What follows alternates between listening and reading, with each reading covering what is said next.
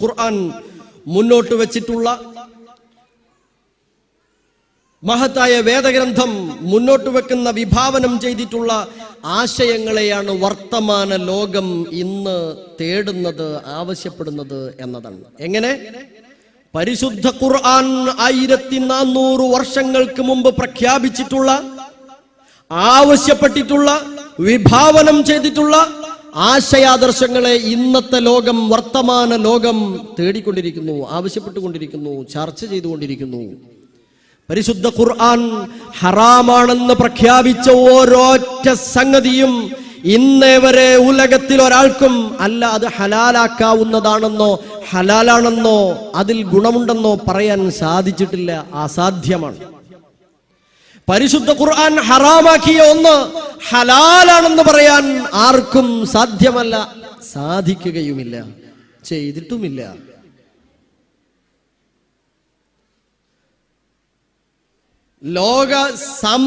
ലോകം സാമ്പത്തിക പ്രതിസന്ധി നേരിട്ടപ്പോ നാം അതാ കണ്ടത്, അല്ലേ? സ്ത്രീ സുരക്ഷ ആശങ്കയിലായിരുന്ന സമയത്തും നാം നമ്മുടെ നാട്ടിൽ അതാണ് കേട്ടുകൊണ്ടിരുന്നത്, കണ്ടുകൊണ്ടിരുന്നത്. ലഹരിയും അതിക്രമവും വ്യാപകമായപ്പോഴും നാം അത് കണ്ടിട്ടുണ്ട്. ഇന്ന് നാട്ടിൽ മദ്യ നിരോധനം നടപ്പിലാക്കിക്കൊണ്ടിരിക്കുന്നു. അന്ധവിശ്വാസങ്ങൾക്കെതിരെ നിയമം, ബിൽ കൊണ്ടുവരണം എന്ന ഒപ്പുശേഖരണങ്ങൾ നടന്നുകൊണ്ടിരിക്കുന്നു. മദ്യം കോടതി ഇടപെട്ട് എന്തൊക്കെ ആക്കി തീർക്കുമെന്നതറിയില്ല. പലപ്പോഴും ബഹുമാനപ്പെട്ട ഭാഗത്ത് നിന്ന് അങ്ങനെയാണല്ലോ ഉണ്ടാകാറുള്ളത്. ഏതായിരുന്നാലും നാട്ടിൽ അത് നടന്നുകൊണ്ടിരിക്കുന്നു. 3 ഘട്ടങ്ങളിലായി 1400 വർഷങ്ങൾക്ക് മുമ്പ് പരിശുദ്ധ ഖുർആൻ പ്രവാചകൻ വിശദീകരിച്ച ഉമ്മുൽ ഖബായിസായ മദ്യത്തെ നിരോധിച്ചതും ആളുകൾ അത് സ്വീകരിച്ചതും ആ സമൂഹത്തിൽ നന്മയും നല്ല ബന്ധങ്ങളും ഉണ്ടായിത്തീർന്നതും നമുക്ക് കാണാൻ കഴിയും. വിശുദ്ധ ഖുർആനിന്റെ ആശയം അംഗീകരിക്കപ്പെടേണ്ടി വരികയാണ് എന്നതാണ് ഞാനും നിങ്ങളും അവിടെയും കാണുന്നത്. മറ്റൊരു വശം നോക്കൂ നിങ്ങൾ. 500 രൂപയ്ക്ക് പോലും നാട്ടിൽ വട്ടിപ്പലിശക്കാരനെ 500 രൂപയ്ക്ക് പോലും നമ്മുടെ നാട്ടിൽ വട്ടിപ്പലിശക്കാരന് അഭയം തേടേണ്ടി വരുന്ന ഒരുപാട് ആളുകൾ ഇല്ലേ? ഒരുപാട് ആളുകളുണ്ട്, പ്രയാസങ്ങൾ അനുഭവിക്കുന്നു. ആ 500 രൂപ തിരിച്ചു കൊടുക്കാൻ കഴിയാതെ മറ്റെവിടെ നിന്നെങ്കിലും മറ്റൊരു 500 രൂപ പലിശക്ക് എടുക്കേണ്ടി വരുന്നു. അവസാനം അവർ പലരും ആത്മഹത്യകളിലേക്ക് നയിക്കപ്പെട്ടുകൊണ്ടിരിക്കുന്നു. അവിടെയാണ് പരിശുദ്ധ ഖുർആൻ കടം കൊടുക്കലും ഇളവ് നൽകലും പുണ്യമാണെന്ന് പഠിപ്പിച്ച ഖുർആനിക ആശയങ്ങളെ പവിത്രമാണെന്നും മഹത്വമാണെന്നും പറയുമ്പോൾ നമുക്ക് സന്തോഷിക്കുവാനുള്ളത്. വിശുദ്ധ ഖുർആൻ 2-ാം അധ്യായം സൂറത്തുൽ ബഖറയിലെ 275-ാം സൂക്തത്തിൽ വളരെ കൃത്യമായി ഒരാശയം വിശദീകരിച്ചു. വഅഹല്ലല്ലാഹുൽ ബൈഅ വഹറമർ റിബ. അല്ലാഹു കച്ചവടം ഹലാലാക്കിയിരിക്കുന്നു, പലിശ ഹറാമാക്കിയിരിക്കുന്നു. വിശുദ്ധ ഖുർആൻ ഈ പ്രയോഗത്തിന് പുറമെ 4-ാം അധ്യായം സൂറത്തുൻ നിസായിലെ 25-ാം സൂക്തത്തിലൂടെ പ്രത്യേകം ഉണർത്തിയ മറ്റൊരു കാര്യമുണ്ട്.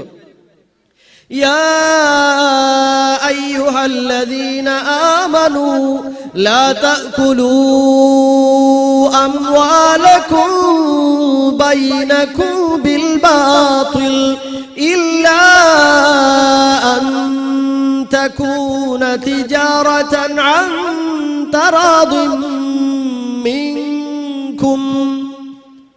പരസ്പരം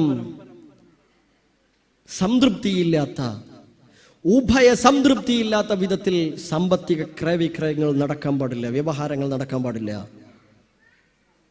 ഹലാലായത് മാത്രം, ഹറാമായത് പാടില്ല. അന്യായമായി ഒന്നും സമ്പാദിക്കുവാൻ, മറ്റൊരാളുടേതും അന്യന്റേത് അപഹരിക്കുവാൻ പാടില്ല. ഇളവ് നൽകണം, കടം കൊടുക്കണം. വിശുദ്ധ ഖുർആനിലെ ഏറ്റവും വലിയ സൂക്തം, ഒരു പേജ് നിറഞ്ഞു നിൽക്കുന്ന സൂക്തം കടമിടപാടുമായി ബന്ധപ്പെട്ടതാണെന്ന് പറയുമ്പോൾ ഖുർആനിന്റെ മഹത്വമാണ് മനസ്സിലാകുന്നത്. തൊട്ടയൽവാസിയായ ഒരു മനുഷ്യൻ 10,000 പൊടിപൊടിക്കുമ്പോ തൊട്ടിപ്പുറത്തുള്ള പാവം മനുഷ്യൻ 500 രൂപ വട്ടിപ്പലിശക്കാരനോട് വാങ്ങേണ്ടി വന്നിട്ടുണ്ടെങ്കിൽ നിസ്സംശയം കൂട്ടരെ, നിങ്ങളുടെ ഏതെങ്കിലും ഒരു അയൽപ്പക്കക്കാരൻ നിങ്ങൾ സുഭിക്ഷമായി ജീവിതം അനുഭവിച്ചപ്പോ തന്റെ കുഞ്ഞിന് ബാഗ് വാങ്ങാൻ കാശില്ലാഞ്ഞിട്ട് തന്റെ ഉമ്മയുടെ രോഗശമനത്തിന് ആശുപത്രിയിൽ അഭയം തേടാൻ ആരോടെങ്കിലും പലിശക്ക് വാങ്ങേണ്ടി വന്നിട്ടുണ്ടെങ്കിൽ സംശയമില്ല, അള്ളാന്റെ കോടതിയിൽ നിങ്ങൾ മറുപടി പറയേണ്ടി വരും. ഞാൻ ചെയ്താൽ ഞാൻ മറുപടി പറയേണ്ടി വരും. ചിലർക്ക് ഒരുപാട് നൽകും അല്ലാഹ്, ചിലർക്ക് ഒരുപാട് നൽകും, ചിലർക്ക് കുറച്ചേ കൊടുക്കുള്ളൂ. എന്തിനാ? ബാപ്പ 4 ആൺകുട്ടികളുള്ള ഉപ്പ 4 പേർക്ക് കൂടെയുള്ള 100 രൂപ മൂത്ത കുട്ടിയുടെ കൈ കൊടുത്തു, എന്നിട്ട് എല്ലാവർക്കും കൊടുക്കണം എന്ന് പറഞ്ഞു. ഇത് തന്നെയാണത്. നിങ്ങൾക്ക് കാണിക്കാൻ പറ്റുമോ ഭൂമി ലോകത്ത് എവിടെയെങ്കിലും ഒരു പഞ്ചായത്തിലെ 100% ആളുകളും സമ്പന്നരായ ഏതെങ്കിലും ഒരു സ്ഥലം? അസാധ്യമാണ് കാണിക്കാൻ. ഏതെങ്കിലും ഒരു വില്ലേജ് 100% ആളുകളും ദരിദ്രരായ സ്ഥലം? അസാധ്യമാണ്. പറഞ്ഞതിനർത്ഥം ഒരു വെല്ലുവിളിയല്ല, ഇത് അള്ളാഹുവിൻ്റെ പരീക്ഷണമാണ്. അതുകൊണ്ടാ പടച്ചോൻ പറഞ്ഞത് നാം നിങ്ങൾക്ക് നൽകിയതിൽ നിന്ന് കൊടുക്കണം എന്ന്. നിങ്ങളത് കൊടുക്കണം എന്ന് പറഞ്ഞിട്ടില്ല, നാം നിങ്ങൾക്ക് നൽകിയതിൽ നിന്ന് കൊടുക്കണം എന്നാണ് പറഞ്ഞിട്ടുള്ളത്. നമ്മുടെ സക്കാത്തിനെ കുറിച്ച് ആലോചിക്കണേ. ഞാൻ എൻ്റെ വിഷയത്തിൽ നിന്ന് മാറിപ്പോകുമെന്നതുകൊണ്ട് അങ്ങോട്ട് അധികം കടക്കുന്നില്ല. വിശുദ്ധ ഖുർആനിലെ 11-ാം അധ്യായം 84-ാം സൂക്തത്തിൽ ഒരു വചനമുണ്ട്, വലാ തൻഖുസുൽ മിക്യാല വൽ മീസാൻ,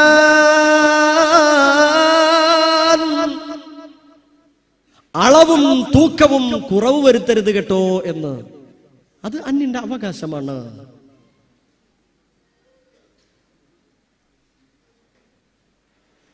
ആലോചിക്കുക, വിശുദ്ധ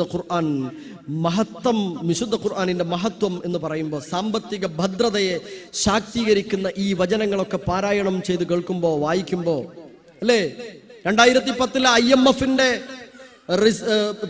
പരിശോധന അടിസ്ഥാനത്തിൽ അവർ വിശദീകരിക്കുന്ന ഒരു കാര്യമുണ്ട്, ഇസ്ലാമിക് ബാങ്കിംഗ് ആണ് മറ്റു ബാങ്കിങ്ങിനേക്കാൾ ബെറ്റർ ആയിട്ടുള്ളത് എന്ന്. കൂടുതൽ ലാഭം നൽകുന്നതും ലളിതവും അത് തന്നെയാണ്, വർധനവുണ്ടാകുന്നത് ഇസ്ലാമിക് ബാങ്കിങ്ങിലൂടെയാണ് എന്ന്. വിശുദ്ധ ഖുർആൻ പ്രഖ്യാപിച്ച ആശയങ്ങളെ, മുന്നോട്ട് വെച്ച രീതിശാസ്ത്രങ്ങളെ ലോകം തേടിക്കൊണ്ടിരിക്കുന്നു എന്നാണ്.